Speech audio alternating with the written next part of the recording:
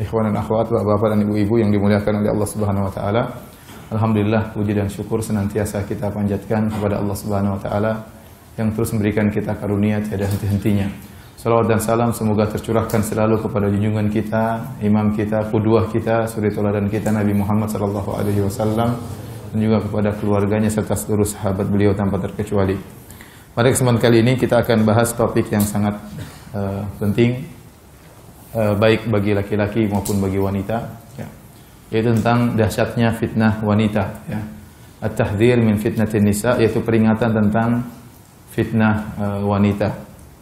Dan pembahasan ini dengan judul fitnah wanita, ya, sudah diingatkan oleh para ulama sejak dahulu berdasarkan hadis-hadis Nabi sallallahu alaihi wasallam. Di antaranya contohnya dalam Sunan Ibnu Majah yang wafat pada tahun 273 Hijriah. Dalam sunannya dia membawakan sebuah bab judulnya Bab Fitnatin Nisa, bab tentang fitnah para wanita. Kemudian dia sebutkan 6 hadis tentang fitnah wanita. Kemudian diikuti oleh Al-Imam At-Tirmidzi yang wafat pada tahun 279 Hijriah. Dalam Sunan Tirmidzi membawakan sebuah bab judulnya Bab Majaa fi Tahdhir Fitnatin Nisa, bab tentang hadis-hadis yang memperingatkan akan bahayanya fitnah wanita. Kemudian juga Al-Baihaqi, ya, dalam sunannya juga membawakan bab judulnya Bab Ma Yuttaqa min Fitnatin Nisa, yaitu bab tentang apa yang harus dihindari, ya, dari fitnah wanita. Demikian juga para ulama yang lain seperti Abdul Razzaq As-San'ani dalam musannafnya juga membawa bab fitnatin nisa, bab tentang fitnah wanita. Demikian juga Imam Muslim dalam sahihnya sebuah bab dibuat oleh Imam Nawawi dengan judulnya Al-Iftitan bin Nisa, terfitnah oleh wanita.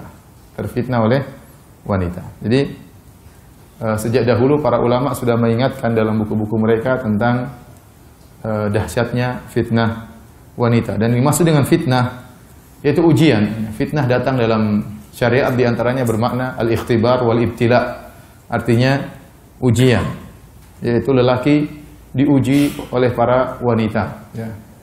Lelaki diuji oleh para wanita sehingga bisa menjerumuskan para lelaki ke dalam perkara-perkara yang diharamkan oleh Allah Subhanahu wa taala. Nanti akan kita jelaskan bahwasanya fitnah wanita terhadap para lelaki dari dua sisi, ya. Sisi dari pertama adalah menjerumuskan mereka dalam perkara-perkara yang haram. Sisi kedua menghalangi mereka dari perbuatan-perbuatan yang baik. Dari dua sisi fitnah wanita. Baik. Dan itulah makna fitnah dalam banyak ayat, ya. Seperti Allah Subhanahu wa taala berfirman, "Innama amwalukum wa auladukum fitnah." Sungguhnya harta kalian, anak-anak kalian fitnah, artinya ujian. Harta bisa menjerumuskan kalian dalam keharaman, anak-anak pun demikian. Bisa menjerumuskan orang tuanya dalam perkara-perkara yang haram. Demikian juga firman Allah Subhanahu wa taala, "Wa nabluukum bisyarri wal khairi fitnah wa ilaina turja'un." Kami akan menguji kalian dengan perkara yang buruk, dengan perkara yang baik sebagai fitnah. Kami uji kalian dengan kesusahan dan kami uji kalian juga dengan kemudahan. Fitnah artinya ujian. Jadi pembahasan kita fitnah wanita, maksudnya wanita adalah ujian bagi para lelaki, godaan bagi para lelaki yang bisa menjerumuskan para lelaki dalam perkara yang haram, ya, melihat yang haram, terjerumus dalam perzinahan dan yang lainnya. Yang kedua, bisa menghalangi para lelaki dari berbuat hal-hal yang baik. Taib, hadirin dan hadirat yang dirahmati oleh Allah Subhanahu wa taala, tatkala fitnah wanita dalam syariat Islam sangat berbahaya. Oleh karenanya, ya, syariat Islam mensyariatkan dua model pensyariatan. Yang pertama adalah pensyariatan untuk mencegah terjadinya hal-hal yang haram.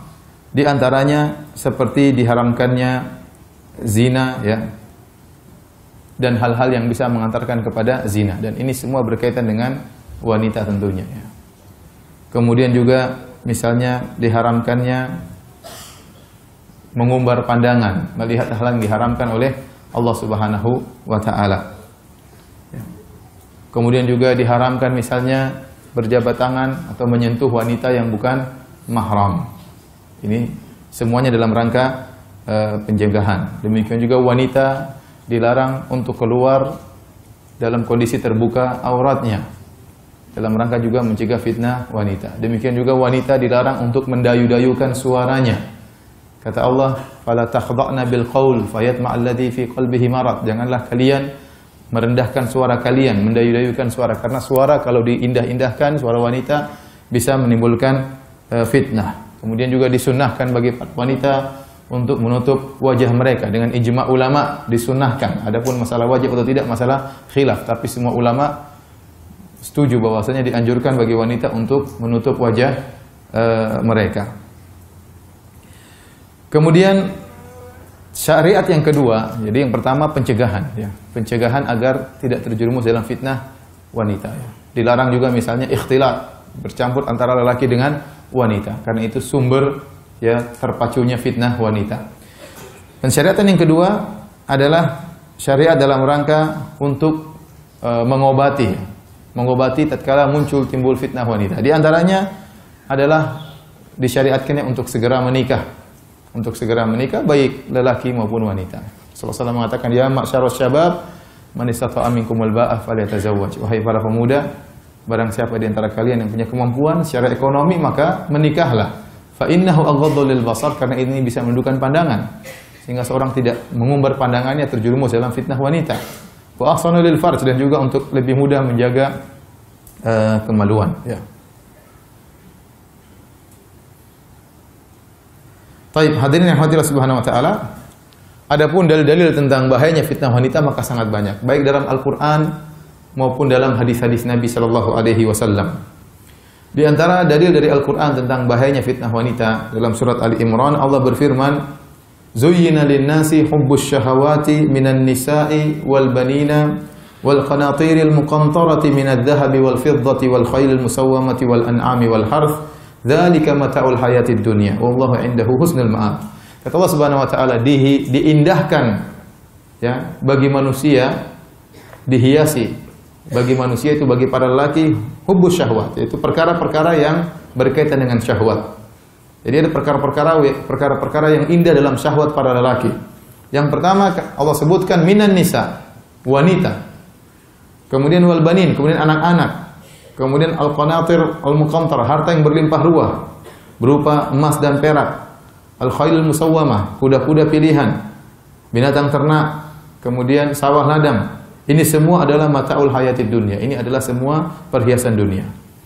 Allah sebutkan beberapa hal yang bisa ya disukai oleh para laki. Allah sebutkan wanita, kemudian anak-anak juga disenangi oleh para laki, ya. Mereka senang dengan anak mereka sehingga bekerja setengah mati demi untuk buah hati mereka, untuk mencari harta, emas dan perak, kendaraan, kuda pilihan, kalau sekarang kita bilang mobil mewah dan macam-macamnya, ya, sawah ladang. Tetapi yang pertama kali disebutkan oleh Allah Subhanahu wa taala adalah wanita sebelum yang lainnya. Karena fitnah yang paling keras yang ditimpa oleh para laki adalah fitnah wanita, lebih daripada mengejar harta, lebih dari fitnah bekerja keras demi anak-anak, lebih dari fitnah emas dan perak, lebih dari fitnah kendaraan mewah. Yang paling pertama Allah sebutkan adalah fitnah wanita. Ibnu Katsir rahimahullah mengomentari ayat ini berkata, "Yukhbiru ta'ala amma zuyyina lin-nasi fi hadhil hayatid dunya min anwa'il malad minan nisa wal banit fabada'a bin nisa."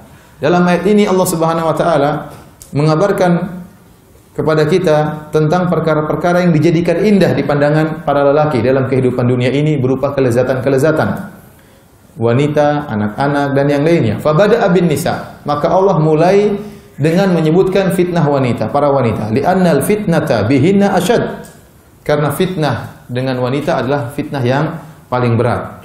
Kama thabata fi sahih, sebagaimana dalam hadis yang sahih, anna sallallahu alaihi wasallam qaal, bahwasanya Rasulullah SAW bersabda, "Ma taraktu ba'di fitnatan adharra 'ala rijal minan nisa."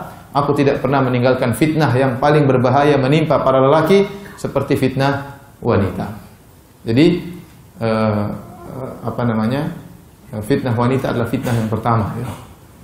Saya sering sampaikan bahwasanya lelaki terkadang diuji dengan harta benda, dia tidak bisa tergoyangkan.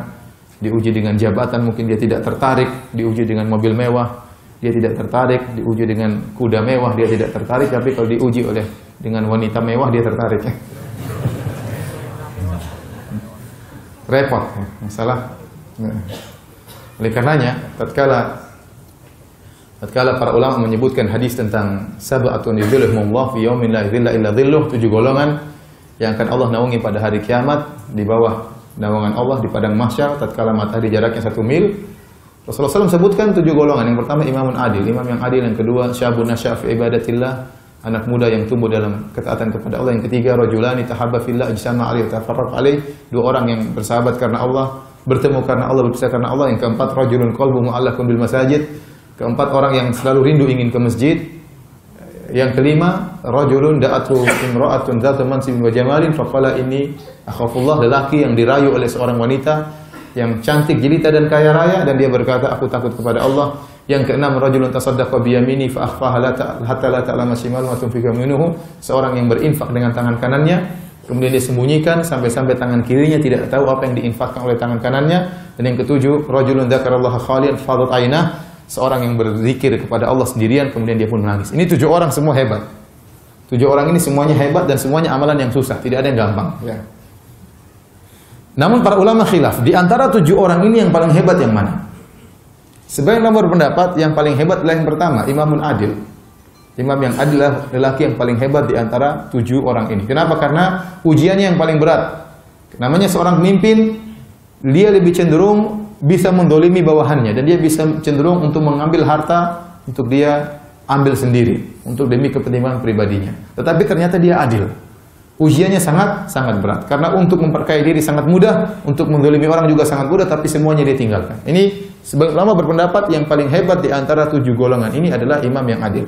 Sebagian ulama berpendapat yang paling hebat di antara 7 golongan ini adalah yang nomor 5.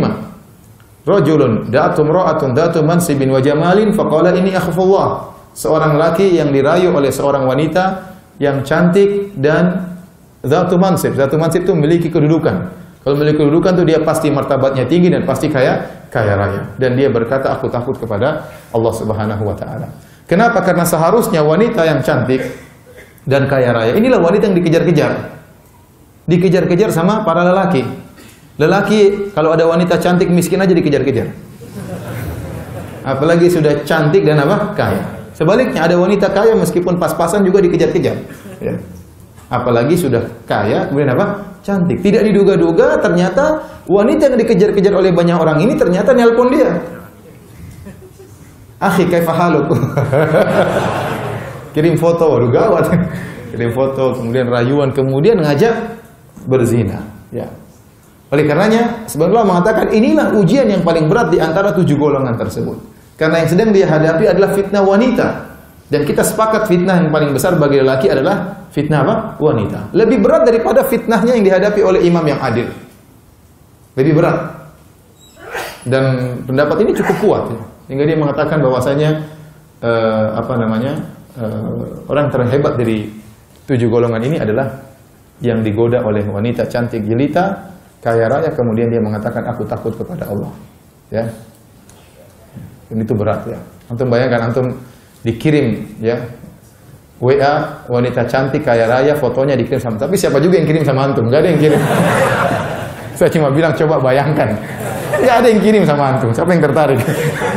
Ini wanita, kita cari wanita cantik kaya raya, ini dia yang kirim foto, dia yang ngerayu-ngerayu. Subhanallah. Ya.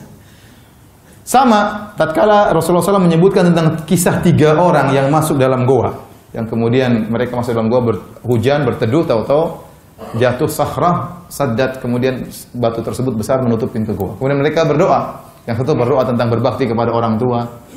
Yang satu berdoa tentang gaji karyawannya tidak dia kasih, kemudian dia olah, akhirnya menghasilkan hasil yang sangat banyak, kemudian karyawannya datang diambil semua hasilnya.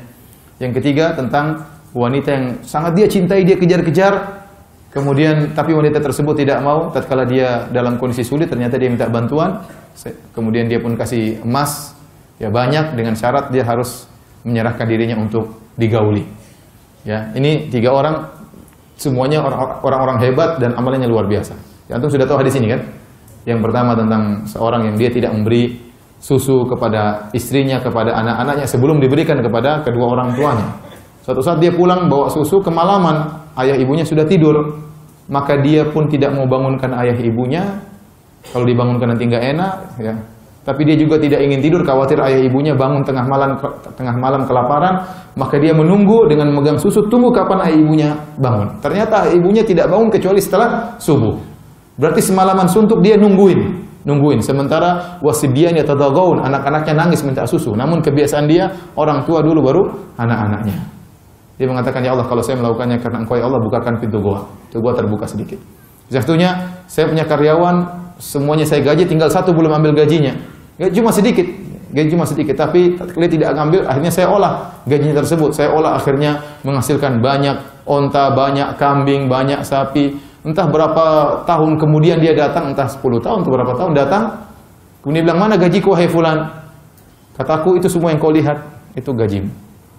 Yang benar, kamu jangan ngejek saya, benar itu gajimu semuanya. Akhirnya dia ambil semuanya, tidak nyisain satu ekor pun. Dia tidak bilang syukuran, ini tanda terima kasih, enggak. Dia bawa semuanya.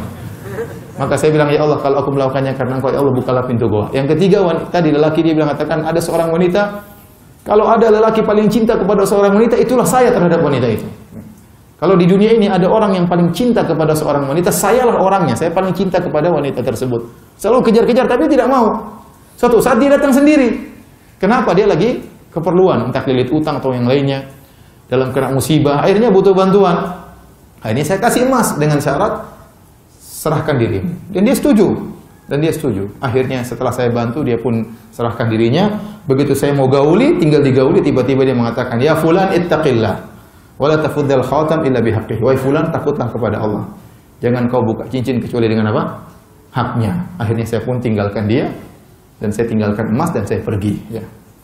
Nah, sebagian ulama berpendapat, inilah lelaki yang terakhir yang berdoa. Jadi pintu gua pertama terbuka sedikit, yang kedua terbuka sedikit, belum bisa terbuka lebar. Gara-gara yang ketiga ini, yang akhirnya apa? Terbuka lebar, bukan tertutup lagi. Ya. Gara-gara yang ketiga ini akhirnya apa? Terbuka lebar. Kenapa? Karena fitnah yang dia hadapi yang paling berat. Antum bayangkan ya, nggak usah bayangkan lah artinya.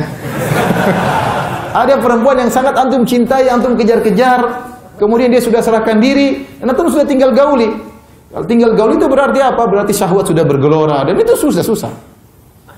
Kata ulama, kalau syahwat masih di awal, seorang masih bisa selamat. Pandangan tertarik, balik pandangan, bisa selamat. Tapi kalau sudah bergelora syahwat, itu nggak mungkin selamat. Lihatlah bagaimana para wanita yang melihat ketampanan Nabi Yusuf.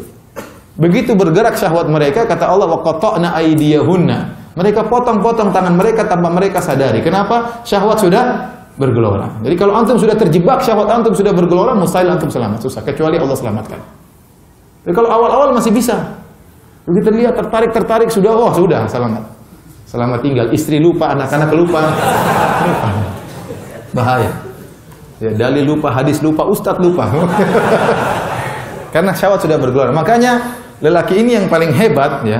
Sebagian ulama mengatakan gara-gara doanya yang terakhir inilah akhirnya pintu goa akhirnya apa?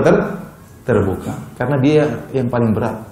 Bayangkan sudah tinggal digauli, tahu-tahu wanita tersebut mengatakan ittaqillah. Bertakwalah kepada Allah. Ngomongnya sekarang. Enggak dari awal. Akhirnya dia pun tinggalkan karena Allah. Dia mengatakan, Allah, kalau saya melakukannya karena Engkau ya Allah, bukalah pintu gua. Ini pintu gua terbuka. Maka mereka pun keluar dari pintu gua. Ya. Jadi fitnah wanita adalah fitnah yang paling berat. Cukuplah hadis ini. Ini nas dari Nabi SAW sangat tegas. Ma taraktu ba'di fitnatan adarra 'alal rijal minan nisa. Aku tidak pernah meninggalkan setelahku fitnah yang paling berbahaya bagi lelaki seperti fitnah wanita. Ini fitnah paling berbahaya. Baik, hadirin yang Allah Subhanahu wa taala, berkata Al-Hasan Al-Basri rahimahullah taala tatkala menafsirkan surat Al-Imran tadi, zuyina lin-nasi hubbus syahwat, dijadikan indah di pandangan para lelaki syahwat. Yang pertama adalah minan nisa, adalah wanita. Kata beliau menafsirkan zuyina ay zayyana lahumus syaitan. Itu syaitan yang menghiasi. Syaitan yang menghiasi sehingga wanita itu fitnah yang paling luar biasa, bahkan yang pertama kali nomor satu fitnah dibandingkan fitnah harta, dibandingkan fitnah yang lainnya. Ya. Yang pertama adalah wanita. Demikian juga Sa'id ibn al-Musayyib rahimahullah pernah berkata, seorang ulama dari kalangan tabi'in, beliau berkata, "Ma ya'isa syaitanu min syai'in illa atahu min qibalin nisa." Tidaklah setan putus asa untuk menggoda dari sisi manapun kecuali dia tidak putus asa dari sisi wanita. Kalau dia goda laki-laki dari sisi harta tidak mempan. Digoda dari sisi jabatan tidak mempan. Ya. Dari sisi apapun tidak mempan, maka akan digoda dari sisi apa? Wanita. Perhatikan perkataan yang indah kata Sa'id bin Musayyib, "Ma ya'isa syaitanu min syai'in illa atahu min qibalin nisa." Ya, setan kalau berputus asa pada suatu perkara, dia tidak putus asa dengan menggoda dengan menggunakan wanita. Karena betapa banyak orang yang tidak bisa bergeming digoda dengan yang lainnya, ya, harta dia tidak peduli, dia tidak korupsi, jabatan tidak dia pedulikan, ya. Tapi begitu digoda dengan wanita, maka dia pun tersungkur.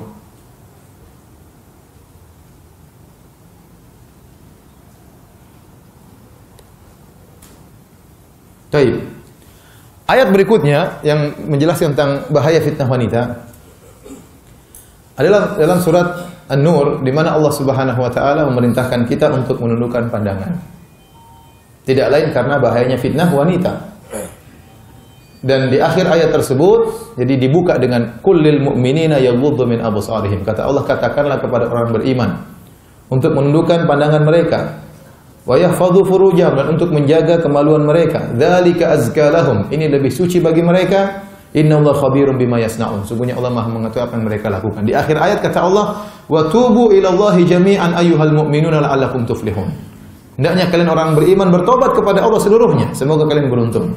Kata Syekh Muhammad bin Shalih Al-Utsaimin rahimahullahu taala, ayat ini dibuka dengan larangan mengumbar pandangan, ditutup dengan perintah bertobat. Ini dalil bahwasanya seorang harus bertobat dari pandangan yang dia umbar.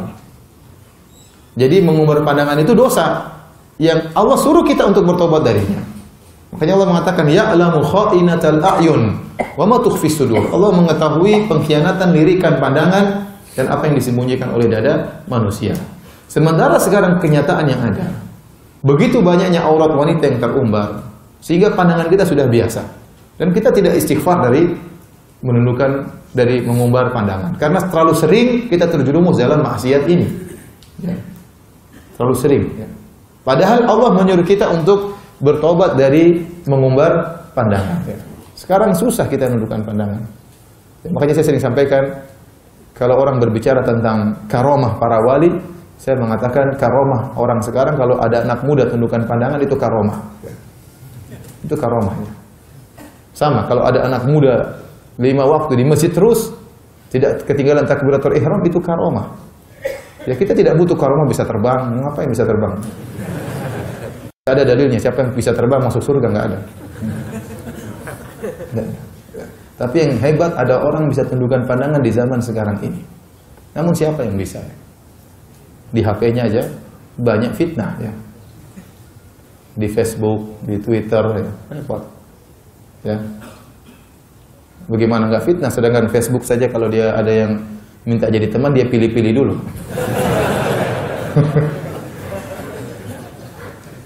Dia pilih-pilih dulu.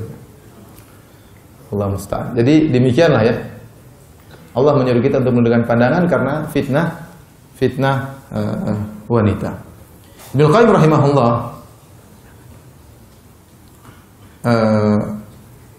menjelaskan tentang masalah pandangan dan masalah fitnah kemaluan. Jadi fitnah kemaluan dimulai dengan fitnah pandangan. Ya. Kata Ibnu Qayyim, wa hifdzuha aslu hifdzil farj. Menjaga pandangan adalah asal pokok dari menjaga kemaluan. Siapa yang bisa menjaga pandangannya, dia bisa menjaga kemaluannya. Faman atlaqa basarahu awradahu mawaridal halakat. Barang siapa yang mengumbar pandangannya, melepaskan pandangannya, akan mengantarkan dia kepada sumber-sumber kehancuran. Wan nadhar aslu amatil hawadits allati tusibul insan. Dan pandangan adalah pokok dari segala bencana yang menimpa seorang manusia. Fa inna an-nadharata tuwallidu khatirah. Karena pandangan setelah memandang menghasilkan pikiran. Thumma yaitu besitan di pikiran. Mandang, terbesit. Tsumma tuwalidul khatira fikrah. Setelah terbesit akhirnya memikirkan, merenungkan. Tsumma tuwalidul fikratu syahwatan. Setelah merenungkan timbul syahwat. Tsumma tuwalidu syahwatu iradatan. Setelah timbul syahwat akhirnya kepingin. Tsumma taqwa fatasiru azimatan. Setelah kepingin semakin kuat nekat. Bukan nekat, apa? Azimah, semakin mantap untuk melakukan. Azimatan jazimatan. Akhirnya menimbulkan tekad. Jadi tadinya niat sekarang menjadi tekad yang kuat. Fayaqaul fi'lu wala budda. Kalau sudah timbul tekad yang kuat pasti terjadi. Ma'lam yamna' minhu mani. Kecuali ada yang menghalangi. Ya. Wa fi hadza qila, dalam hal ini dikatakan as-sabru ala ghaddit tarfi aisaru min as-sabri ala alamin ba'dahu. Bersabar ya untuk menundukkan pandangan itu lebih mudah daripada bersabar akibat yang muncul kalau melepaskan pandangan. Jadi demikian ya. Menjaga pandangan itu mudah. Misalnya lihat cewek, astagfirullah, selesai. Belum ada apa-apa. Belum ada apa-apa. Tapi lihat, alhamdulillah. Dibesarin ini. Lihat, nah sudah jadi terbetik, sudah bukan terbetik lagi, mikir, renungkan, udah bayangkan, udah macam-macam. Kalau cuma lihat pertama kan makanya disuruh kita tundukkan pandangan. Kata Nabi SAW, lakal ula wa laysat lakas tsaniyah. Bagimu pandangan pertama dan haram bagimu pandangan kedua. Waktu Fadl Ibn Abbas radhiyallahu anhu berhaji bersama Nabi SAW, tiba-tiba dia melihat seorang wanita yang cantik tatkala sedang berhaji. Maka Rasulullah SAW memegang kepalanya, dibalik kepalanya oleh Nabi SAW. Ya. Karena pandangan pertama masih ringan. Kalau Anda berhasil menundukkan pandangan, pasti ada tersisa, tapi cepat hilang. Ya, cepat hilang. Tapi kalau Anda sudah mulai melihat, melirik, apalagi melotot, sudah selesai. Pasti akan jadi terbesik, kemudian terbetik, kemudian jadi pikiran, jadi perenungan, dari perenungan terus keinginan terus syahwat, akhirnya tekad akhirnya nekat. Nah, sebagaimana penjelasan Ibnu Qayyim. Kalau sudah sampai Anda merenungkan sudah susah untuk menundukkan lagi, sudah terlanjur. Kuncinya yang pertama, mau lanjutkan atau tidak. Kalau melanjutkan sudah Anda akan terjebak. Kalau sejak awal Anda sudah palingkan, sudah selesai. Mudah bagi Anda untuk menghindar. Makanya saya katakan tadi, syahwat untuk di awal kali, insya Allah semua lelaki bisa menghindar. Tetapi, kalau dia teruskan, dia tidak akan bisa menghindar. Syaitan akan bisiki dia, lihat lagi, tadi belum jelas. Belum jelas. Ayo ngeliat lagi kedua kali, tiga kali, selesai. Padahal Allah menyuruh kita untuk menundukkan pandangan, dan Allah suruh bertobat dari pandangan haram yang kita umbar. Dan Allah mengatakan ya'lamu kha'inatal a'yun. Allah mengetahui ya, pengkhianatan lirikan mata. Setiap yang kita lihat dicatat oleh Allah Subhanahu wa taala, dicatat oleh malaikat, dan pasti akan diungkapkan oleh Allah pada hari kiamat kalau kita tidak bertobat kepada Allah Subhanahu wa taala. Makanya di akhir ayat kata Allah Subhanahu wa taala, innallaha khabirum bima yasna'un. Kata Allah, qul lil mu'minina yaghuddu absarahum. Katakanlah kepada kaum mukminin yaghuddu min absarihim, agar mereka menundukkan pandangan mereka. Di akhir ayat, innallaha khabirum bima yasna'un, sungguhnya Allah mengetahui apa yang mereka lakukan. Dan kalimat khabir, ya, sebagian ulama mengatakan khabir itu diungkapkan oleh Allah pada perkara-perkara yang pelik, yang terkadang tidak diketahui oleh orang lain. Dan benar, seorang tatkala mengumbar pandangannya, mungkin ngelirik cewek, ngelirik siapa, mungkin teman duduknya nggak tahu, tapi Allah tahu. Allah tahu, ngelirik, cantik juga ya. Dalam hati Allah tahu, Allah catat lirikannya, Allah catat kata hatinya. Ya. Jadi seorang berusaha minta tolong kepada Allah agar dimudahkan menundukkan pandangan. Dan zaman sekarang sangat sulit, ya, sangat sulit menundukkan pandangan. Ya. Berat. Ya. Semuanya berat. Ya. Kalau sudah masalah syahwat wanita, semuanya sama saja. Ya. Mau ustadz nggak ustadz sama saja. Ya. Mau jenggotan nggak jenggotan sama saja. Ya. Berat, ya, berat. Kemudian di antara ayat yang menunjukkan bahaya fitnah wanita dalam surat At-Taubah, Allah Subhanahu wa taala menjelaskan tatkala Rasulullah SAW memerintahkan para sahabat untuk berperang dalam perang Tabuk. Perang Tabuk itu adalah perang di daerah Tabuk yang jaraknya sekitar 750 km, 800 km dari kota Madinah. Dan itu musim panas. Dan di sana musuh sangat banyak. Dan musuh yang akan dihadapi adalah orang-orang Romawi. Orang-orang Romawi itu orang bule. Orang apa? Orang bule. Pirang, berambut pirang, cantik jelita. Kata Allah Subhanahu wa taala, "Wa minhum may yaqulu dzalli wa la taftinni. Ala fil fitnati saqatu wa inna jahannama la muhitatun bil kafirin." Allah menceritakan tentang orang-orang munafik yang tidak mau perang. Mereka menyebutkan dalil-dalil supaya tidak bisa ikut perang. Di antaranya kata Allah, "Wa minhum may yaqulu dzalli wa minhum may yaqulu dzalli wa la taftinni." Di antara orang munafik ada yang berkata, "Ya Rasulullah, izinkanlah aku untuk tidak ikut perang. Wa la taftinni, jangan kau buat aku terfitnah." Maksudnya apa? Kata Al-Baghawi, nazalat fi Jadd bin Qais al-Munafiq. Ayat ini turun kepada seorang munafik yang bernama Jadd ibn Qais.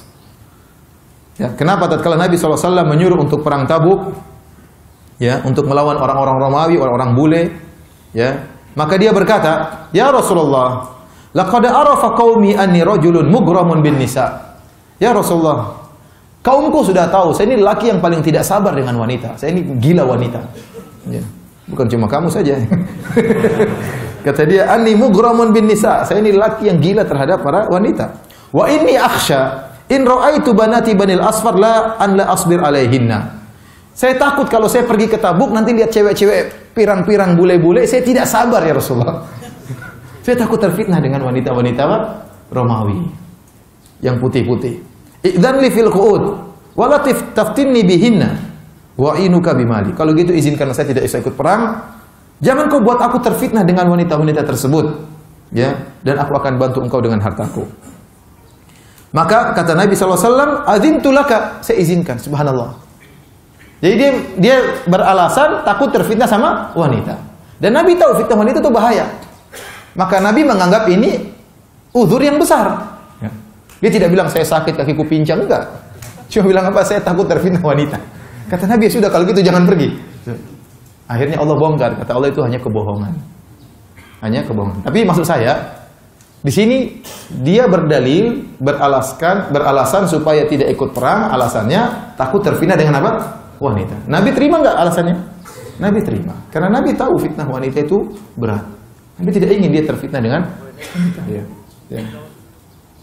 Jadi dia tidak berani pergi ke Romawi gara-gara takut fitnah apa? Wanita. Ya. Padahal dia tidak mau ikut karena kemunafikan. Makanya Allah membantah setelah itu, kata Allah Subhanahu wa taala, "Ala fil fitnati saqatu." Mereka orang munafik telah terjerumus dalam fitnah, masuk dalam kesyirikan, dalam kekufuran, wa inna jahannama la muhitatun bil kafirin, dan neraka jahanam akan meliputi orang-orang kafir, di antaranya Jadd bin Qais ini yang berdalih untuk meninggalkan perang gara-gara takut fitnah wanita. Baik, di antara ayat yang menjelaskan tentang fitnah wanita dalam surat Al-A'raf, kata Allah Subhanahu wa taala, "Ya bani Adam, la yaftinannakumus syaitanu kama akhraja abawaykum minal jannah, yanzi'u anhuma libasahuma liyuriyahuma sawatihima.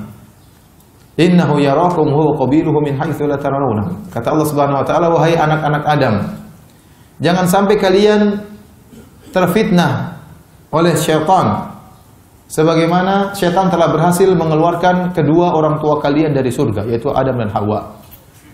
Yanzi'u anhuma libasahuma liyuriyahuma sawatihima. Syaitan telah berhasil melepas pakaian mereka berdua untuk memperlihatkan kepada mereka aurat mereka.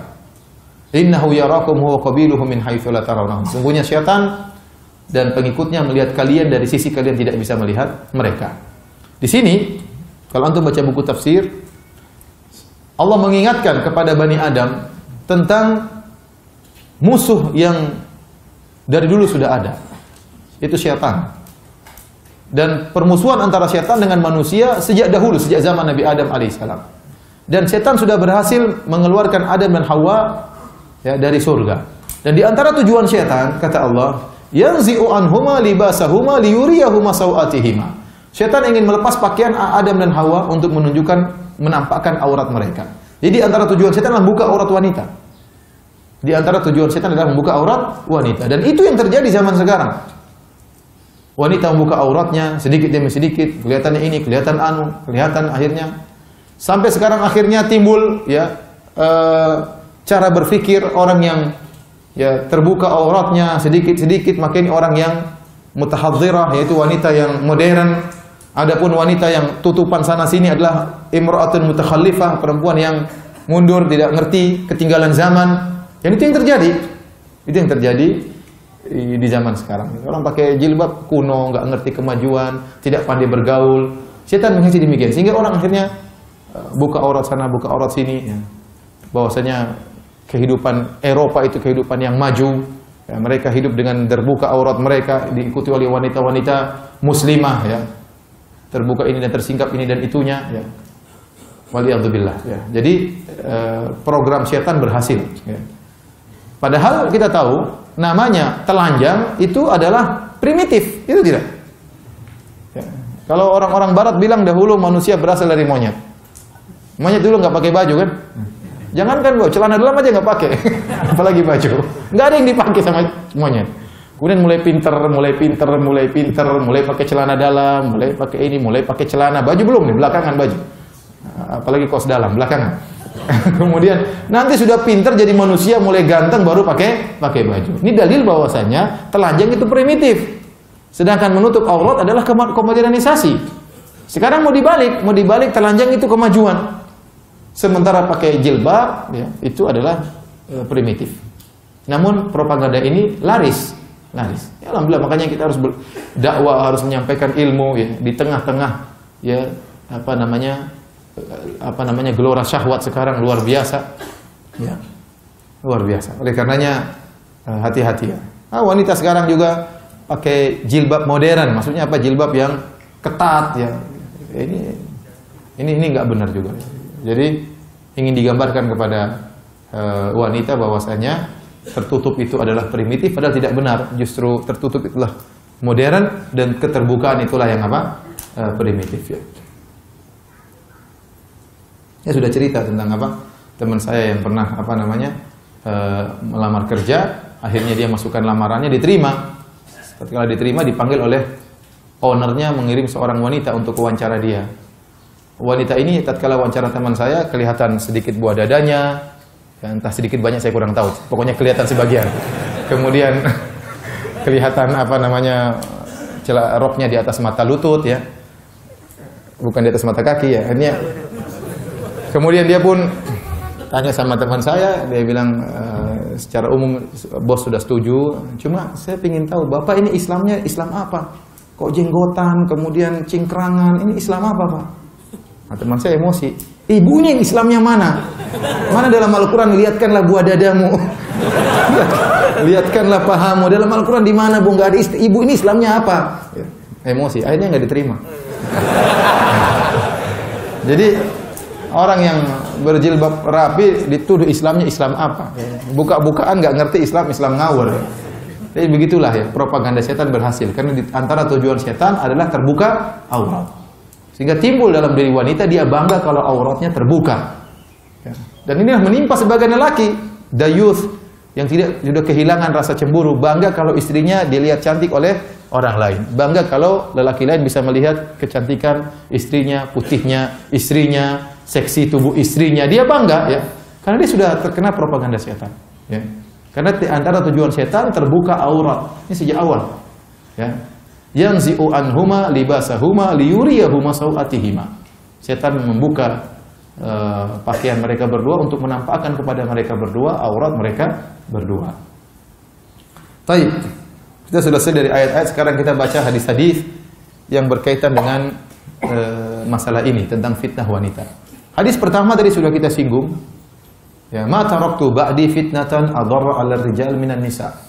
Aku tidak pernah meninggalkan fitnah yang paling berbahaya bagi laki-laki seperti fitnah wanita. Ini nas tegas bahwasanya fitnah paling besar bagi laki adalah fitnah apa? Wanita. Melebihi fitnah yang lain, fitnah kedudukan, fitnah harta, fitnah mobil mewah, ya, fitnah sawah ladang, fitnah emas dan perak, itu semua belakangan. Yang paling pertama adalah fitnah wanita. Ya. Ini fitnah yang paling besar. Kemudian juga Rasulullah SAW bersabda, ya,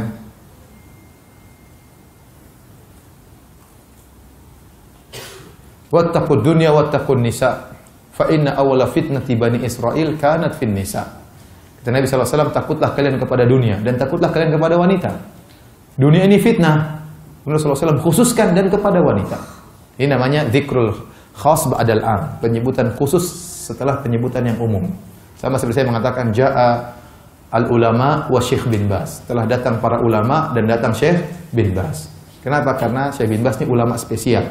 Maka dikhususkan penyebutannya setelah penyebutan ulama secara umum, ya. Paham? Sama seperti firman Allah, "Man kana aduwwan lillahi wa malaikatihi wa rusulihi wa Jibril wa Mikala, fa innahu aduwwul kafirin." Barang siapa yang menjadi musuh bagi Allah dan malaikat-malaikatnya dan rasul-rasulnya dan menjadi musuh bagi Jibril dan Mikail. Padahal sebelumnya Allah sudah mengatakan barang siapa yang menjadi musuh bagi malaikat-malaikat. Setelah itu Allah menyebutkan Jibril dan Mikail, berarti Jibril dan Mikail malaikat yang spesial. Paham? Sama. Wattaqud dunya wattaqun nisa. Takutlah kalian kepada dunia dan takutlah kalian kepada wanita. Wanita termasuk dunia, tetapi disebutkan secara khusus karena fitnahnya paling besar, ya, paling besar. Makanya Rasulullah SAW waktu mengatakan, "Wa man kanat hijratuhu lidunya yusibuha aw imra'atin yankihuha." Barang siapa yang berhijrah karena dunia untuk dia dapatkan atau wanita untuk dia nikahi. Ya. Niatnya bukan karena Allah tapi karena dunia. Setelah sebutkan tentang masalah dunia, Rasulullah SAW sebutkan tentang masalah wanita. Dia tidak sebutkan, Rasulullah tidak menyebutkan fitnah-fitnah yang lain karena ya, fitnah wanita ini paling berat. Ya. Dalam hadis ini kata Nabi, "Wattaqud dunya wattaqun nisa." Takutlah kalian kepada, hati-hatilah kalian terhadap dunia dan hati-hatilah kalian terhadap wanita. Fa inna awwala fitnati bani Israil kanat fin nisa. Fitnah yang pertama kali menimpa bani Israil dimulai dari fitnah wanita. Dimulai dari fitnah wanita, kemudian merambat kepada fitnah-fitnah yang lain, merambat kepada fitnah-fitnah yang lain. Ini menunjukkan bahayanya fitnah wanita. Taib, hadis yang lain Rasulullah SAW bersabda, "Ma ra'aitu min naqisati aqlin wa dinin adhaba li rubbir rajulil hazim min ihdakunna." Kata Nabi SAW, aku tidak pernah melihat makhluk yang kurang akalnya dan kurang agamanya, yaitu para wanita. Wanita itu naqisatu aqlin wa din, agamanya kurang, akalnya kurang. Akalnya kurang sering kita jelaskan karena dia lebih mendahulukan perasaannya daripada nalarnya, ya. Ya. Ada saya punya teman, istrinya doktor. Ditanya, "Gimana istri kamu?" "Ahli dalam bidang." "Iya, ahli." "Di rumah?" "Ya sama aja seperti wanita yang lain." Dia pintar dalam dokter bidang itu aja. Sudah masalah rumah tangga, tetap saja akalnya apa? Kurang. Tetap saja akalnya kurang. Ini kodrat wanita harus diterima, ya. Wanita harus menerima kodrat tersebut, harus ngaku kalau akalnya apa? Kurang. Jadi mendahulukan perasaannya daripada nalarnya, ya. Meskipun IP-nya 4, suaminya IP-nya 2, enggak apa-apa. Kita tidak berbicara tentang kecerdasan, ya. Tapi pola berpikir wanita itu lebih mendahulukan perasaan daripada nalarnya. Maka disebut naqisati aqlin wa din. Kata Nabi SAW, "Ma ra'aitu min naqisati aqlin wa dinin adhaba li lubbir rajulil hazim min idakun." Aku tidak pernah melihat ada makhluk yang kurang akalnya, kurang agamanya, namun sangat mampu menjatuhkan otak seseorang lelaki yang kokoh seperti kalian, wahai wanita. Jadi lelaki ini kuat hebat tapi jatuh oleh wanita, padahal wanita itu kurang akal dan kurang apa? Agama. Maka seperti perkataan seorang penyair apa? Betapa banyak lelaki tekuk lutut di bawah kerling apa? Wanita. Tekuk lutut, berlutut di bawah kerling wanita. Badannya kekar, di kerling langsung KO. Langsung KO. Lelaki tidak kuat di hadapan wanita yang cantik jelita. Tidak kuat. Ya. Dia tidak kuasa untuk melawan fitnah wanita. Karena begitulah Allah memberikan, ya, syahwat dalam dirinya yang dia bisa berhadapan dengan yang lain. Tapi kalau untuk wanita dia tidak kuat. Dia tidak kuat. Dia tidak bisa bertahan kecuali kabur. Antum tidak bisa bertahan. Nabi Yusuf ini tidak bisa bertahan. Nabi Yusuf kabur atau tidak? Kabur. Apalagi ente tidak kabur. Ente sejak awal udah KO.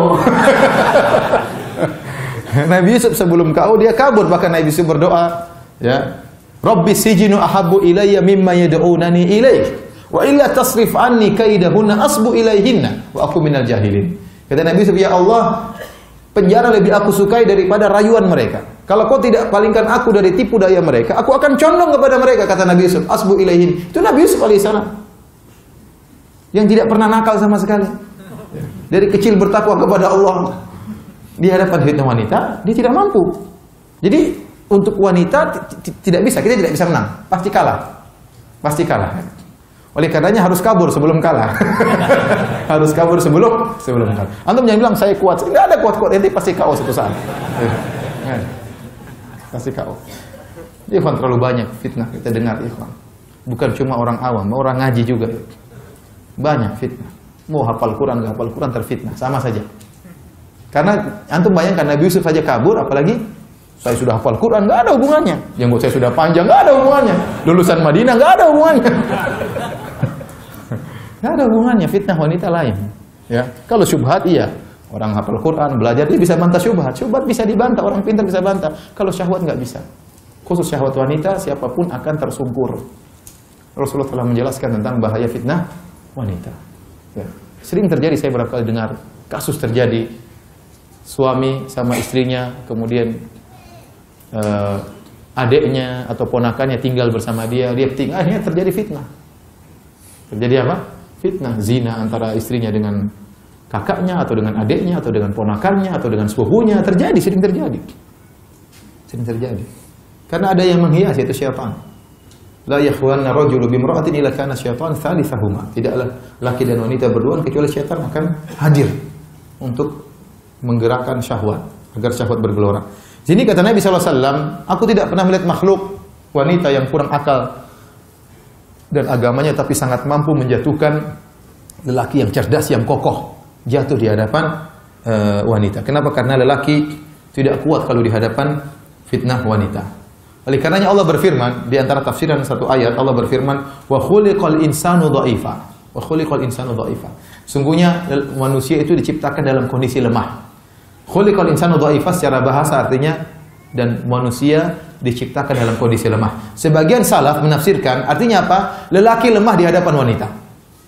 Lelaki lemah di hadapan wanita. Saya bacakan perkataan Sufyan Ats-Tsauri. Beliau berkata, perhatikan, perkataan yang sangat indah. Beliau berkata tentang tafsir ayat ini, wa khuliqal insanu dha'ifa. Lelaki diciptakan lemah. Kata beliau, al-mar'atu tamurru birrajul fala yamliku nafsahu anin nadhari ilaiha. Seorang wanita lewat di hadapan seorang lelaki. Ini wanita lewat. Dan sang lelaki tidak kuasa untuk menundukkan pandangannya. Fanadhara ilaihi. Kemudian pun lihat perempuan tersebut. Penasaran. Dia tundukkan nggak bisa, dia keren. Nggak kuasa, dia nggak kuat untuk menundukkan pandangan. Kuat. Akhirnya dia lihat. Kemudian kata Sufyan Ats-Tsauri, wala yantafi'u biha. Fa ayyu syai'in adhafu min hadha. Kemudian sudah lihat, dia tidak bisa mengambil manfaat sama sekali.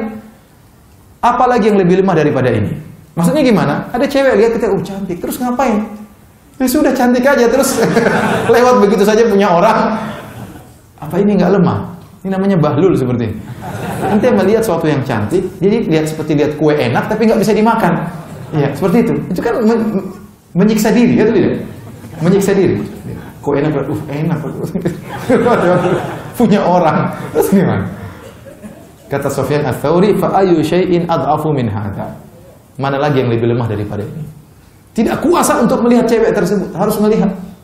Kalah dia. Sudah lihat, tidak bisa ambil manfaat. Masya Allah cantik. Sudah selesai, terus apa?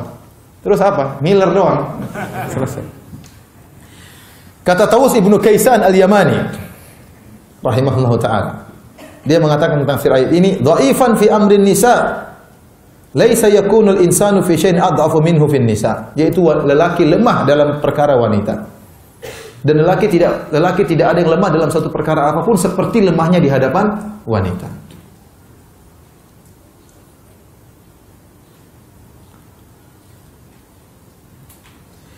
Yusuf bin Asbat rahimahullahu ta'ala pernah berkata, "Lau tamanani rajulun," ini orang-orang soleh yang berbicara ya. Orang-orang soleh yang jujur.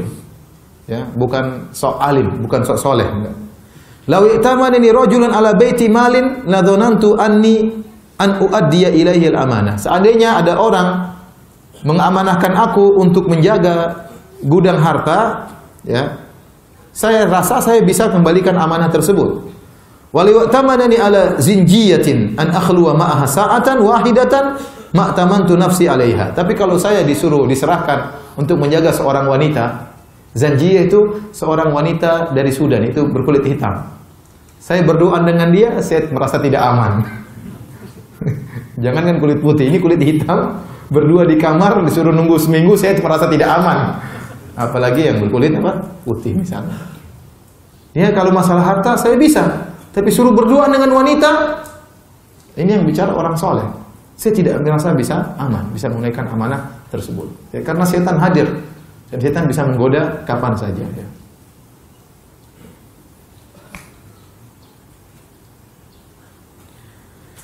Sufyan Ats-Tsauri juga pernah berkata, "Ma ba'atsallahu 'azza wa jalla nabiyyan illa wa qad takhawwafa 'alaihi al-fitnata minan nisa." Tidaklah Allah mengutus seorang nabi pun kecuali Allah telah ingatkan kepada wanita tersebut tentang bahayanya fitnah wanita.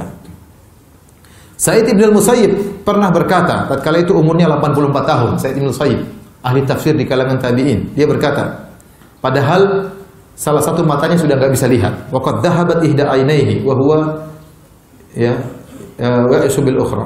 Ma min syai'in akhwafu indi minan nisa. Tidak ada suatu perkara yang paling khawatirkan daripada fitnah wanita. Padahal umurnya sudah 84 tahun dan matanya sudah buta sebelah. Apalagi antum masih muda, masih gagah, masih bisa nador lagi, masih bisa ngelamar lagi.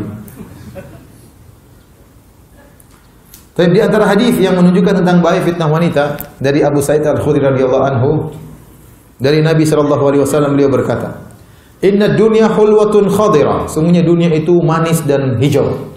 Secara umum dunia seperti itu. Manis. Makanya orang mengejarnya ya, dengan cepat, berusaha menghabiskan waktu untuk mengejar dunia. Manis dirasa, sejuk dipandang. Itulah dunia.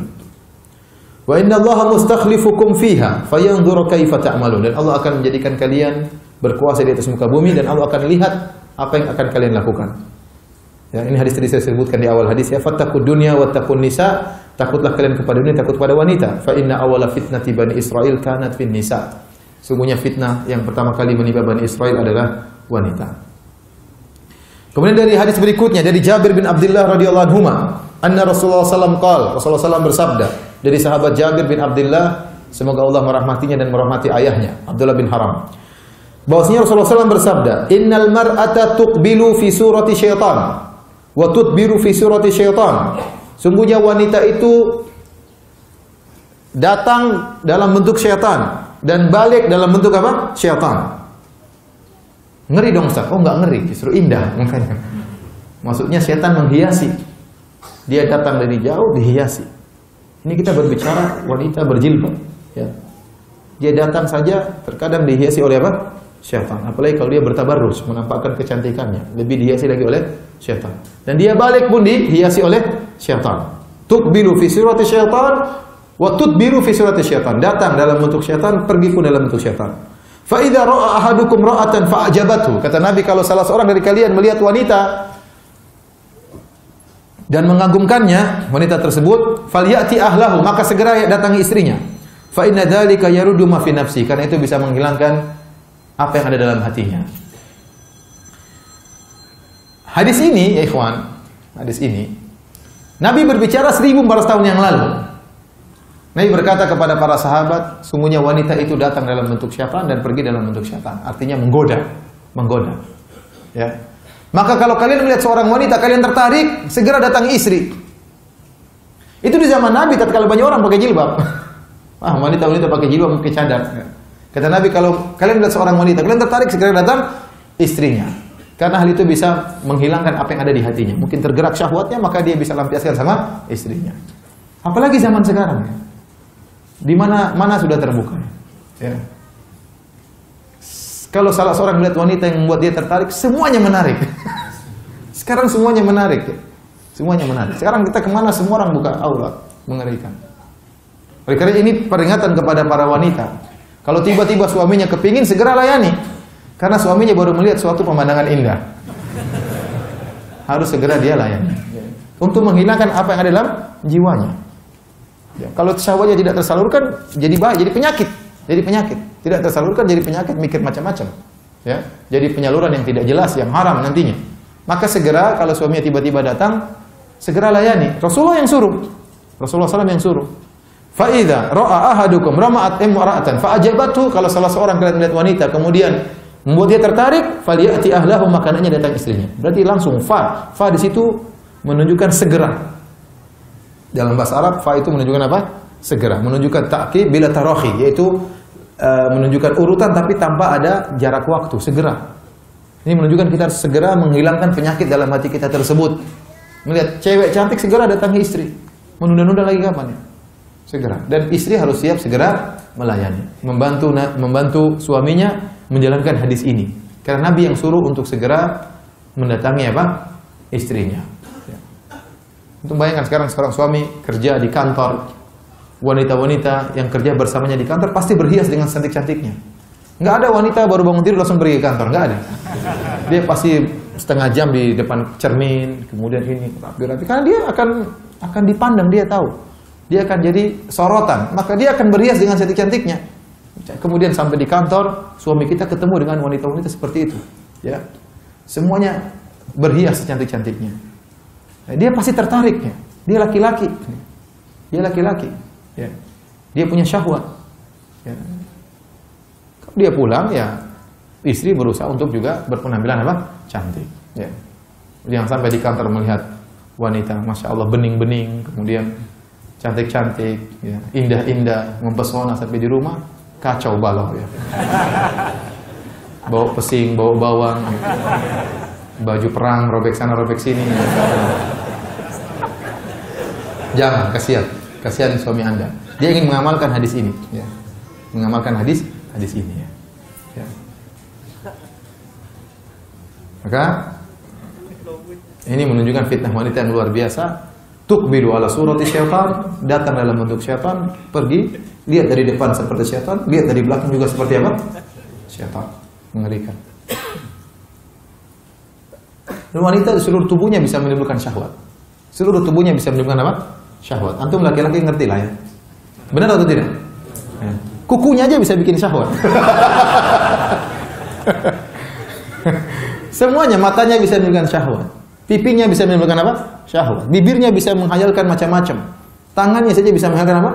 Semuanya bisa menimbulkan syahwat. Kakinya, betisnya, semuanya. Ya. Semuanya, bentuk tubuhnya tertutup, bentuk tubuhnya bisa menimbulkan apa? Syahwat. Makanya para ulama mengatakan baju yang syari yang gombrang, karena kalau terbentuk bisa menimbulkan apa? Syahwat. Lekukan tubuhnya bisa menimbulkan apa? Syahwat. Semuanya. Ya. Kukunya juga mungkin menimbulkan apa? Syahwat. Ya, kukunya kalau dihiaskan bisa menimbulkan syahwat. Ya. Oleh karenanya ibu-ibu harus ngerti akan hal ini. Ya. Mungkin tidak seperti ibu-ibu terhadap lelaki. Ibu-ibu mungkin syahwat tidak begitu cepat seperti lelaki melihat wanita. Ya. Penelitian menunjukkan demikian. Ya. Wanita bisa berkorban syahwatnya kalau melihat hal-hal tertentu. Tidak sekedar melihat badan, tidak sekedar melihat lengan, kemudian bergejolak syahwatnya. Lelaki tidak demikian. Laki-laki syahwat bisa bergejolak dengan sebab kecil. Ya. Oleh karena Nabi mengatakan, kalau kalian lihat seorang wanita, kalian pun tertarik, maka segera datang istri kalian. Nabi yang suruh. Pakai huruf fa lagi, falyati ahlahu, segera datang. Jangan tunda-tunda. Ya. Kalau sampai di rumah, maka istrinya harus melayani. Harus melayani. Dan sekarang untuk melihat cewek cantik tidak perlu keluar rumah. Suaminya lagi pegang HP, lihat Twitter, lihat cewek di situ, apa? Ya sudah. Datang istrinya. Istri, saya mau minta dilayani. Aduh, Pak, saya lagi zikir pagi petang. Dan ini kenyataan. Bukan saya ya, bukan saya. Ini kenyataan. Iya, bukan saya. Istri saya mungkin lagi nonton secara langsung. Jadi ada kenyataan seperti itu. Ya, diajak bergaul, istrinya mau zikir pagi petang, 1 juz belum selesai. Oh, 1 juz itu lama, nungguin 1 juz itu lama. Apalagi bacanya pakai tartil, pakai tajwid, waduh. Ya, Rasulullah suruh datang istrinya cepat, ya itu bisa ditunda. Itu bisa ditunda. Ya. Bisa ditunda. Baik, kita bacakan hadis berikutnya. Ini semua hadis tentang fitnah wanita. Kata Nabi SAW, al-mar'atu auratun, fa idza kharajat istashrafa syaitan. Riwayat Tirmidzi. Kata Nabi SAW, wanita itu aurat. Ini hukum asal dalil, semua wanita itu bagian tubuhnya aurat. Seperti saya menguatkan apa yang saya katakan tadi. Lelaki syahwatnya bisa tergerak dengan bagian apapun dari apa? Wanita. Kakinya bisa ini, tangannya bisa, lentik jarinya bisa, alisnya saja bisa menimbulkan apa? Syahwat, bibirnya, pipinya, hidungnya, bibirnya, apalagi dagunya ya. Jidatnya aja bisa.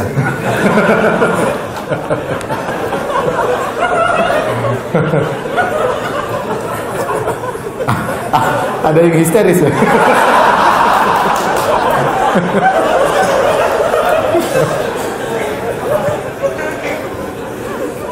Ini kita bicara jujur, ibu harus tahu. Ibu harus tahu. Ya, kita bicara sebagai kaum lelaki. Rasulullah mengatakan innal mar'ata auratun. Sungguhnya wanita itu aurat, seluruh tubuhnya aurat, kecuali yang dikecualikan oleh syariat. Wajahnya, tangannya, tapi selainnya adalah aurat. Maka kata Nabi SAW, fa idza kharajat istashrafa syaitan. Kalau dia keluar dari rumahnya, istashrafa syaitan. Istishraf itu dalam bahasa Arab begini, dilirik, diintai oleh apa? Syaitan. Syaitan nunggu dia keluar supaya apa? Untuk dihiasi oleh syaitan. Begitu dia keluar dari rumahnya, langsung syaitan menggoda. Menggoda sang wanita supaya berpenampilan oke, menggoda dalam bisikan lelaki untuk membayang-bayangkan wanita tersebut. Dia melihat wanita pakai jilbab, coba bayangkan dalamnya kayak apa. Dibuat bahaya oleh syaitan. Ya. Kenapa? Karena syaitan sudah mengintai wanita tersebut untuk dijadikan jeratan syaitan, untuk menjerat para lelaki. Itulah makna dari isyasrafa syaitan, yaitu begini, ngelirik dari jauh, mengintai untuk jadikan sarana untuk menggoda para lelaki. Ya. Dan ada syaitan jenis jin, ada juga syaitan dari kalangan manusia. Wanita keluar dilirik betul oleh laki-laki yang lainnya. Manusia, setan manusia. Dua-duanya berbahaya. Setan manusia maupun setan dari golongan jin. Baik, kita bacakan hadis berikutnya. Dan ini peringatan bagi para wanita. Kata Nabi SAW, sayakunu fi akhiri ummati nisa'un kasiyatun ariyatun. Akan ada di akhir umatku, di akhir zaman dari umatku, nisa'un kasiyat, wanita-wanita yang berpakaian ariyat tapi telanjang. Ala ru'usihinna ka'asnimatil bukhti, di atas kepala mereka seperti ada punuk-punuk unta. Il'anuhunna fa innahunna mal'unat. Laknatilah wanita-wanita tersebut, sungguhnya mereka wanita-wanita terlaknat. Dalam hadis yang lain, la yadkhulnal jannata wa la yajidna rihaha. Mereka wanita-wanita ini tidak akan masuk surga dan mereka tidak akan mencium bau surga. Wa inna rihaha la tujadu min masirati kada wa kada. Dan sungguhnya bau surga itu padahal bisa tercium dari jarak sekian dan sekian. Ini menunjukkan wanita-wanita yang berpakaian tapi telanjang melakukan dosa besar. Dalam hadis yang lain kata Rasulullah SAW, sinfani min ahlin nar lam arahuma. Ada dua golongan dari penghuni neraka jahanam yang aku belum lihat sekarang.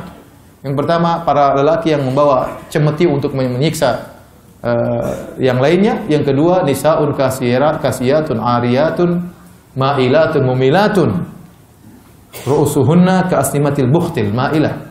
Kata Nabi SAW, yaitu wanita-wanita yang berpakaian tapi telanjang. Di zaman Nabi belum ada. Di zaman Nabi belum ada. Nabi saya belum lihat, kata Nabi SAW. Tapi di akhir zaman dari umatnya Nabi mengatakan, dari umatnya, dari umat Nabi SAW, berpakaian tapi telanjang. Ma'ilat, mumilat. Ya, ma'ilat diantaranya dia berjalan berlenggak-lenggok. Di antara tafsiran mumilat itu melenggokkan, artinya menarik perhatian para lelaki. Buat para lelaki termiringkan kepalanya untuk melihat dia. Ya. Kenapa penampilannya menarik perhatian? Ru'usuhunna ka'asnimatil bukht. Makanya rambut kepalanya seperti punuk onta. Sebagian ulama mengatakan punuk onta ini hanya sekedar istilahnya simbol bahwasanya dia pakai sesuatu yang menarik perhatian. Ya. Bisa jadi dia nggak pakai punuk onta tapi dia pakai kupu-kupu di sini. Orang lihat semua. Ya, macam-macam. Jadi pokoknya menarik perhatian. Pokoknya menarik apa? Perhatian. Entah bajunya berwarna-warni, terlalu banyak warnanya sehingga tidak wajar, tidak seperti yang lainnya. Sehingga akhirnya menarik perhatian. Padahal dia berjilbab. Padahal dia berjilbab. Kasiyatun ariyah, berpakaian tapi telanjang. Di banyak tafsirannya di antaranya berjilbab tapi seperti telanjang, bisa jadi tipis membentuk anggota tubuh, ya. Atau berpakaian tetapi banyak yang kelihatan auratnya, pakaiannya kekecilan, ya, sehingga tidak bisa menutup seluruhnya. Atau berpakaian gombrang tapi tipis sehingga menembus apa? Pandangan. Ini semua maknanya kasiyat ariyat, berpakaian tapi telanjang, ya. Dalam hadis yang lain, rubba nisa'in kasiyatin fid dunya ariyatun yaumal qiyamah. Betapa banyak wanita berpakaian di dunia tapi di akhirat ditelanjangkan oleh Allah, dihinakan oleh Allah Subhanahu wa taala. Ini peringatan bagi para wanita. Ingat, Jangan menimbulkan fitnah bagi laki. Sungguhnya jilbab itu dipakai adalah untuk menghalangi fitnah, bukan semakin menarik perhatian. Jadi fungsi jilbab itu adalah untuk menolak perhatian, supaya tidak diperhatikan, supaya sewajarnya, bukan malah menarik apa? Perhatian. Bukan malah menarik perhatian. Maka berpakaianlah dengan pakaian yang wajar. Kalau tetap saja tertarik, ya itu salahnya lelaki. Ya, memang udah cantik ya, mau pakai jilbab jelek pun orang lihat sama saja. Memang asalnya sudah apa? Cantik. Ya. Tetapi jangan anti yang menyebabkan sehingga para lelaki tertarik melihat anti dengan gara-gara model pakaian anti. Jangan. Ya, jangan. Ya, makanya saya sering sampaikan ya, bagaimana pemahaman para fuqaha kalau tidak salah di mazhab Syafi'iyah, ya wanita ya tidak boleh ke masjid. Tidak boleh ke masjid kalau cantik jelita. Ya. Wanita kata Nabi SAW, la tamna'u ima Allahi masajidallah. Janganlah kalian melarang wanita-wanita ke masjid. Wa buyutuhunna khairun lahun. Karena di rumah mereka lebih baik. Tapi di rumah mereka lebih baik. Wanita lebih baik sholat di rumah, tidak banyak keluar. Kenapa? Kalau begitu dia keluar, setan mengintai. Mau keluar kemana saja diintai oleh setan. Ya. Asalnya waqarna fi buyutikunna. Asalnya wanita di rumah, tidak banyak keluar. Itu wanita yang baik, wanita solehah. Yang betah dengan rumahnya. Yang senang dengan di rumah. Tidak suka keluar. Kalau nggak keluar gelisah, gatal lah ininya gatal, anunya gatal ya. Pengennya keluar, ini salah. Ini keluar dari kodrat wanita. Oleh karenanya, lelaki kalau ingin dapat 27 kali lipat pahala sholat di masjid. Wanita di rumah sudah dapat 27 derajat. Wanita tidak usah sholat di masjid, sudah dapat 27 derajat. Namun kalau dia ingin ke masjid, boleh, kata para ulama, boleh. Tetapi tidak boleh berhias, tidak boleh pakai minyak wangi, tidak boleh menarik perhatian. Kemudian para ulama mengatakan wanita yang terkenal cantik tidak boleh ke masjid. Wanita yang terkenal cantik tidak boleh apa? Ke masjid. Kenapa? Bisa menggoda para lelaki. Ya. Makanya wanita lihat diri. Kalau dia kelihatan cantik, suami bilang kamu cantik sekali, ya sudah, kamu jangan ke masjid. Kalau pas-pasan tidak apa-apa. Baik, hadirin hadirat subhanahu wa ta'ala, ya. Jadi seorang wanita ketika pakai jilbab jangan menarik perhatian. Jangan menarik perhatian. Jilbab yang wajar, ya. Kalau warna pun yang wajar seperti di Indonesia yang warna atas beda, warna bawah tidak jadi masalah. Tapi kalau warna-warni merah, kuning, hijau di langit yang biru, itu repot. Nah, itu menarik perhatian. Ya. Ada bunga sedikit sini mungkin tidak, tapi kalau bunganya banyak, bunga mawar di belakang, bunga inilah itu menarik perhatian. Yang wajar-wajar saja, yang wajar-wajar. Selama itu wajar, tidak mengapa. Tapi kalau sudah nggak wajar, menarik perhatian, maka ini dilarang karena bisa menarik perhatian lelaki. Taib.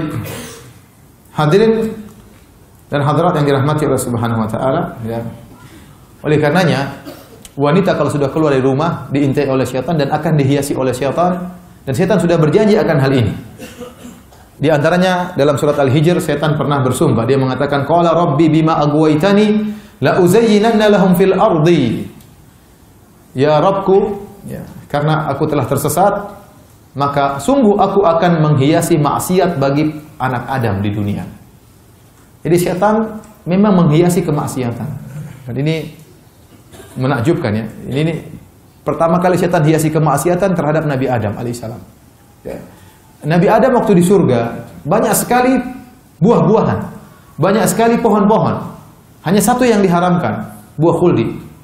Tetapi yang dihiasi oleh syaitan yang diharamkan itu. Yang diharamkan itu yang dihiasi oleh syaitan sehingga Nabi Adam tertarik untuk makan buah tersebut. Padahal buah yang lezat masih banyak. Tapi yang lain dia kurang tertarik. Dia tertarik. Kenapa ini tertarik sama buah khuldi? Karena dihiasi oleh syaitan. Diiming-imingi, dibayang-bayangkan, dibisik-bisiki oleh syaitan. Akhirnya dia tertarik. Maka demikian juga maksiat. Bisa jadi seorang bertemu dengan wanita. Ya. Istrinya jauh lebih cantik daripada wanita ini. Istrinya jauh lebih cantik, lebih seksi, lebih putih, lebih menarik. Ini pas-pasan. Ya. Tetapi syaitan menghiasi sehingga dia tertarik sama wanita ini sehingga terjerumus dalam apa? Perzinahan. Kenapa? Karena syaitan menghiasi. Itu berbahaya. Ya, syaitan menghiasi. Bahkan Ibnu Katsir menyebutkan tafsir ayat ini bahwasanya syaitan membuat lelaki kalau tidak melakukannya akan menjadi gelisah. Uz'ijuhu iz'ajan, aku buat dia gelisah. Kalau dia tidak melakukan dia gelisah. Dia gelisah. Kenapa? Maksiat tersebut sudah dihiasi. Maka dia merasa pedih kalau yang indah tersebut tidak dia raih. Maka dia terus tertarik, syaitan terus sehingga dia ingin akhirnya terjerumus, akhirnya berzina. Kenapa? Karena dihiasi oleh syaitan. Ya. Kata orang apa? Rumput tetangga lebih apa? Lebih hijau. Itu karena dihiasi oleh setan, padahal rumputnya kuning. Ya. Tapi jadi kelihatan lebih hijau daripada rumput di rumah sendiri. Kenapa? Karena dihiasi oleh setan. Itu saja wanita yang pas-pasan bisa jadi cantik jelita akibat setan, apalagi benar-benar lebih cantik dari istri kita. Ini bahaya lagi. Ya. Setan menghiasinya dengan sangat mudah. Baik, hadirin dan hadirat yang dirahmati Allah Subhanahu wa taala, inilah kira-kira ya, fitnah wanita dari sisi pertama. Jadi wanita memfitnah lelaki dari dua sisi. Yang pertama menjerumuskan lelaki dalam perkara-perkara yang haram, dalam perzinahan, mengumbar pandangan dan yang lainnya, melihat hal-hal yang haram, menonton hal-hal yang tidak diperbolehkan, semua gara-gara fitnah wanita. Fitnah yang kedua adalah menghalangi lelaki dari berbuat kebaikan. Menghalangi dari berbuat kebaikan. Fitnah yang pertama sudah kita bahas tadi, fitnah wanita. Ya, yang buat lelaki terjerumus dalam zina, mengumbar pandangan yang lain. Sekarang kita bahas fitnah kedua dari fitnah lelaki, dan ini terutama saya sampaikan kepada para ibu-ibu, karena ini berkaitan dengan istri. Berkaitan dengan istri. Ya, Allah Subhanahu wa taala berfirman dalam surat At-Taghabun ayat 14 sampai 15, kata Allah Subhanahu wa taala, "Ya ayyuhalladzina amanu inna min azwajikum aw auladikum aduwwan lakum fahdharuhum." Wahai orang yang beriman, sungguhnya di antara istri-istri kalian dan di antara anak-anak kalian adalah musuh bagi kalian, maka waspadalah. Maka waspadalah. Allah menyebutkan dalam surat At-Taghabun ayat 14 bahwasanya di antara istri-istri ada yang menjadi fitnah, menjadi musuh. Maksudnya apa? Para ulama menjelaskan, ya, yaitu wanita tersebut menghalangi kita berbuat kebaikan. Kita terfitnah oleh wanita tersebut sehingga dia menghalangi kita berbuat kebaikan. Para ahli tafsir menyebutkan ada dua sebab tentang turun ayat ini. Yang pertama, jadi istri kalian, anak-anak kalian, ya, membuat jadi fitnah, jadi musuh bagi kalian. Yang pertama turun kepada seorang bernama Auf bin Malik Al-Azja'i. Dia memiliki istri dan anak. Ya. Kalau dia ingin berperang, maka istri anaknya menangis kalau mau berjihad. Sehingga akhirnya istri anaknya berkata, "Engkau meninggalkan kami kepada siapa? Mau pergi kemana? Terus kami gimana?" Ya, akhirnya dia pun kasihan sama istri dan anaknya, akhirnya nggak jadi berjihad. Inilah musuh bagi kalian, menghalangi sang suami untuk berjihad di jalan Allah Subhanahu wa taala. Ini yang pertama. Yang kedua, diriwayatkan juga turun kepada tentang beberapa lelaki yang beriman dan mereka dari penduduk kota Mekah. Mereka masuk Islam. Sementara Nabi di Madinah. Wa aradu an ya'tu Nabiy sallallahu alaihi wasallam fa aba azwajuhum auladuhum an yad'uhum. An ya'tu Rasulullah sallallahu alaihi wasallam. Maka tatkala mereka hendak pergi ke kota Madinah, dilarang oleh istri dan anak-anak, jangan pergi, jangan pergi. Akhirnya dia enggak jadi pergi. Mereka enggak jadi pergi kepada Nabi karena kasihan sama anak istrinya. Falamma hajaru ila Nabi sallallahu alaihi wasallam ba'da zamanin tawil, setelah waktu lama akhirnya mereka pun berhijrah kepada Nabi sallallahu alaihi wasallam. Ra'au an-nasa qad faquhu fid din. Mereka lihat orang-orang sudah banyak yang pintar, mereka terlambat. Karena baru ketemu Nabi belakangan. Ya. Akhirnya mereka jengkel sama anak istri mereka. Gara-gara anak istri saya akhirnya terlambat belajar. Yang lain sudah pintar, saya masih goblok. Kira-kira gitu lah. Hammu an yu'aqibu auladahum wa nisa'ahum. Akhirnya mereka bertekad untuk memberi pelajaran, menghukum anak dan istri mereka. Maka Allah Subhanahu wa taala, ya, karena anak istri mereka yang membuat mereka tercegah untuk segera berhijrah kepada Nabi. Akhirnya hijrah mereka terlambat, akhirnya ilmu mereka sedikit. Akhirnya Allah tegur mereka, kata Allah, "Wa in ta'fu wa tasfahu wa taghfiru fa innallaha ghafurur rahim." Sungguhnya namun kalau kalian maafkan, berlapang dada dan mengampuni, maka itu lebih baik bagi kalian dan Allah Maha Pengampun lagi Maha Penyayang. Jadi ayat ini menjelaskan, ya ayyuhalladzina amanu inna min azwajikum auladikum aduwwan lakum fahdharuhum. Wahai orang beriman, sungguhnya sebagai istri kalian, sebagian anak kalian adalah musuh bagi kalian. Ayat ini menjelaskan bahwa terkadang istri kita menghalangi kita untuk berbuat kebaikan. Contoh, mengajari kita untuk pelit. Kita bersedekah, jangan dulu. Bangun rumah dulu baru bersedekah. Akhirnya nggak jadi bersedekah. Ya. Rumah belum jadi, sedekah nggak jadi, terus mati. Begitu ya. Mau menyambung silaturahmi dengan kerabat, dilarang sama istri. Mau kemana kamu? Mau jenguk kakak saya. Nggak usah dijenguk, nanti aja lah. Dia juga nggak pernah nengok kita kok. Ya, ini nggak jadi. Nggak jadi. Mau kasih ibu uang berapa? 1 juta. Mau kasih ibu. Buat apa 1 juta? Ya buat ibu makan. Ibu tuh belinya makannya tempe tahu 200.000 saja. Jadi menghalangi kita untuk berbuat apa? Kebaikan. Apalagi zaman sekarang, terutama suami Indonesia. Uang mereka semuanya mereka kasih sama istri mereka. Ini musibah. Semua gajinya dikasih, bahkan strok gajinya semuanya. Setelah itu kalau minta sesuatu, sayang kasih dong. Uang dia padahal. Sayang, tambah dong sayang. Jadi uangnya kasih istrinya, sudah minta lagi sama istrinya. Dan ini repot seperti ini.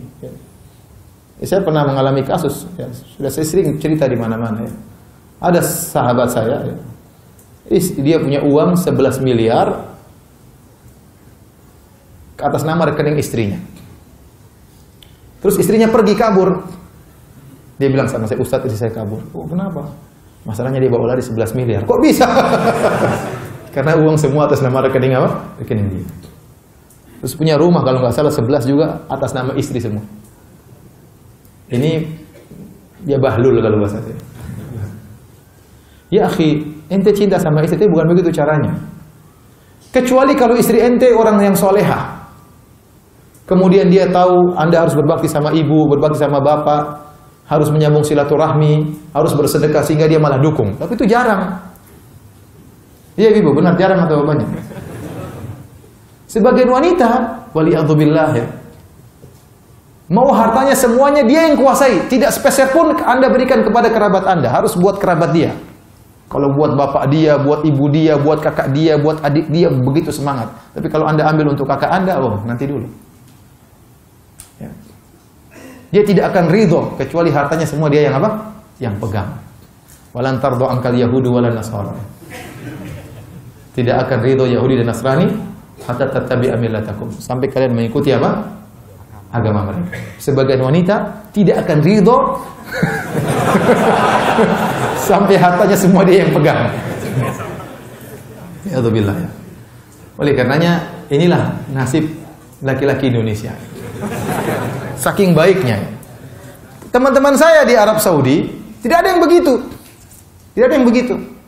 Istrinya tidak ada pegang duit dia. Pokoknya dikasih makan, belikan baju, belikan emas, belikan mobil, selesai. Dengan demikian dia bisa kawin lagi. Kalau antum semua duit kasih istri, mustahil kawin lagi. Maaf ibu-ibu ya, ini sekedar intermezzo.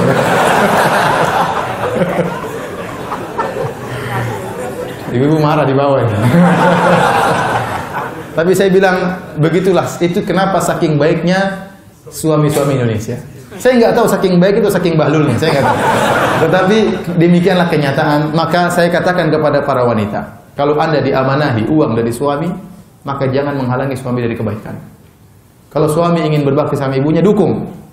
Suami terkadang boros, maka saatnya kita mengatur. Jangan boros mas, utang belum bayar, ini belum bayar. Tapi jangan ngajari dia pelit. Jangan ngajari dia apa? Pelit. Hidup cuma sebentar. Hidup cuma sebentar. Ya. Harta datang dan pergi. Ente keluarkan akan datang lagi. Ente simpan-simpan ya, harta datang dan pergi. Jangan khawatir. Jadi jangan sampai istri kita memfitnah kita sehingga kita tidak berbakti sama orang tua kita. Kita pun demikian. Kalau kita berbakti sama ayah dan ibu kita, kita bantu istri kita untuk berbakti kepada ayah dan ibunya. Saatnya kita kasih buat istri kita untuk berbuat baik kepada kerabatnya. Demikian. Ya, sehingga dia pun senang tatkala diserahkan uang, ya dia bisa bantu keluarganya, bisa bantu juga keluarga kita. Namun banyak kejadian kalau sudah suami hartanya dikasih istrinya yang menguasai. Akhirnya dia lebih banyak membantu kerabat istrinya daripada kerabatnya sendiri. Benar atau tidak? Benar. Oleh karena itu tidak boleh seperti itu. Ini namanya menghalangi seorang dari kebaikan. Inilah fitnah tersendiri. Fitnah tersendiri.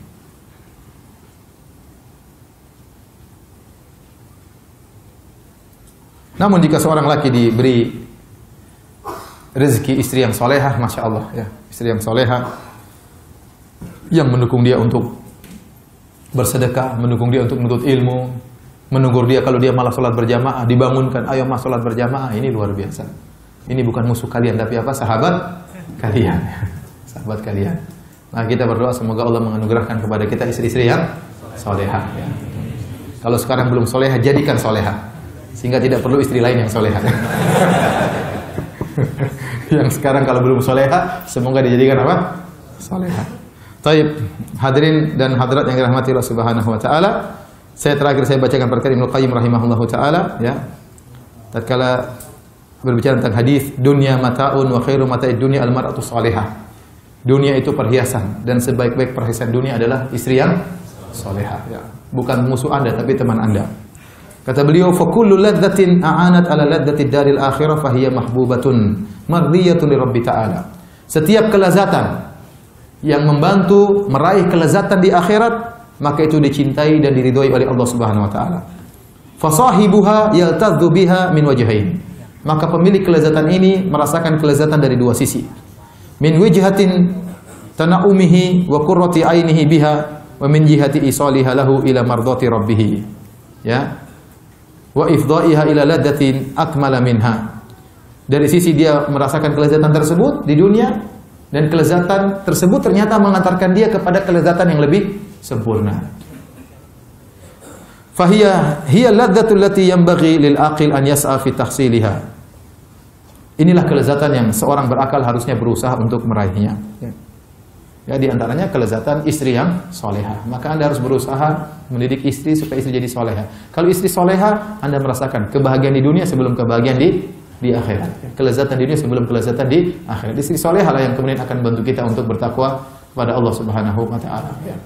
Tapi demikian saja para hadirin dan hadirat yang dirahmati Allah Subhanahu wa taala. Apa yang kita sampaikan pada kesempatan pagi hari ini tentang fitnah wanita.